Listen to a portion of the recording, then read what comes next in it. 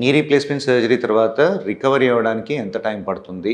నేను ఎన్ని రోజుల్లో నా నార్మల్ పనులు చేసుకోగలుగుతాను అనేది చాలా మందిలో ఉండే సందేహం అనమాట. సో నీ రీప్లేస్మెంట్ సర్జరీ ఇప్పుడు మనకు పాస్ట్ 25 ఇయర్స్ నుండి చూసుకుంటే కనుక ఇప్పుడు మేము చేసే పద్ధతులు చాలా మారిపోయాయి.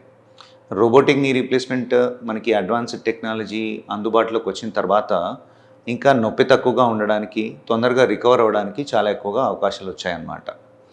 అలాగే సర్జరీ చేసేటప్పుడు మేము చేసే అప్రోచెస్ అందరూ ఒకే పద్ధతిలో సర్జరీ చేయరు.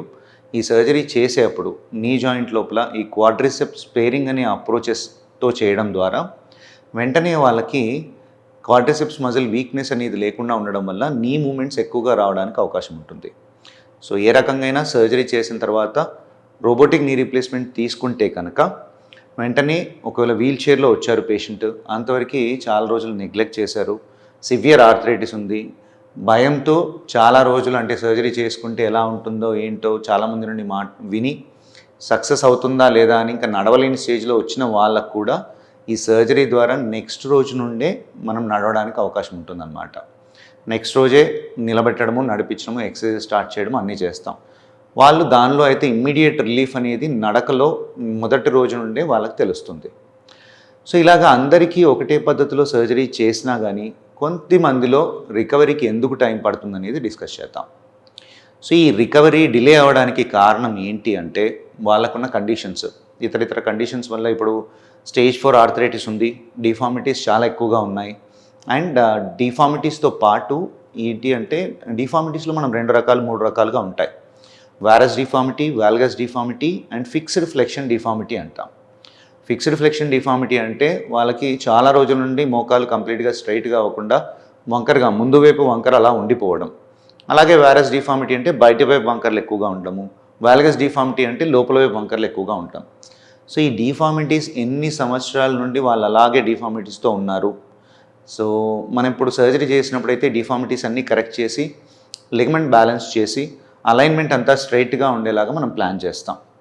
అనస్థీషియా ఎఫెక్ట్లో మనం అలా చేసిన తర్వాత కూడా అంతకుముందు నుండి కృషించిపోయిన కండరాలు కొంచెం సాగడానికి, వాటిలో స్ట్రెంగ్త్ పెరగడానికి రికవరీలో జాప్యం అన్నమాట, డిలే అవుతుంది వాళ్ళకి. సో ఏ స్టేజ్లో స్టేజ్ 4 ఆర్థరైటిస్ వచ్చిన తర్వాత కూడా ఎంత డిలే చేశారు సర్జరీకి, వేరే కండిషన్స్ డయాబెటీస్ కానీ వేరే అదర్ న్యూరలాజికల్ ఇష్యూస్ కానీ ఉన్న వాళ్ళకి వీళ్ళలో మాత్రమే కొంచెం ఇంత డిఫార్మిటీ నెగ్లెక్ట్ చేసిన వాళ్ళలో మాత్రమే డిలే అవ్వడానికి అవకాశం ఉంటుంది రికవరీ తప్ప. ఎవరికైనా కానీ రికవరీ అనేది వాళ్ళ స్టేజ్ని బట్టి, ఏ స్టేజ్లో ఆపరేషన్ చేస్తున్నాం అనే దాన్ని బట్టి కంప్లీట్ రికవరీ 100% అయితే ఉంటుంది. అంటే రికవరీ ఇన్ సెన్స్ నొప్పి లేకుండా నడవగలగడం, మెల్లిమెల్లిగా అన్ని పనులు యాక్టివిటీస్ అన్నీ చేసుకోగలడం.